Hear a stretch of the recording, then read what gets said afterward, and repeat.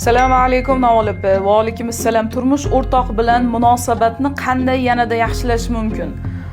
Xo'p, men har doim aytaman, turmush o'rtoq bilan munosabatni yaxshilashdan oldin, insonlar bilan umuman yaxshilash, ya'ni munosabatni yaxshilashdan oldin Robbiz haqidagi, ya'ni Robbiz bilan munosabat to'g'risida ham o'ylab ko'rishingizni maslahat berardim.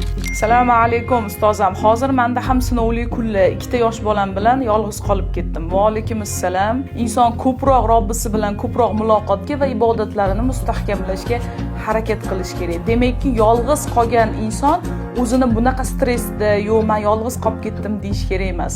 Har doim faqat yolg'iz qolasizmi, kim bilandir bo'lasizmi, sizning fikringiz va hayotda maqsadingiz nima, shuni anglab olishingiz. Eng asosiy nuqta shu. Assalomu alaykum Navol opa. Va alaykum assalom. Opajon, ajrashgan muslima farzandsiz qizlarimizga Alloh izniyle maslahat bering.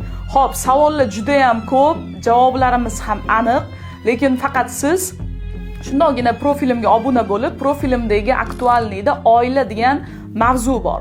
Ana shu yerga kirib, sizni qiynayotgan barcha savollarga, oila haqidagi barcha savollarga javob olsangiz bo'ladi.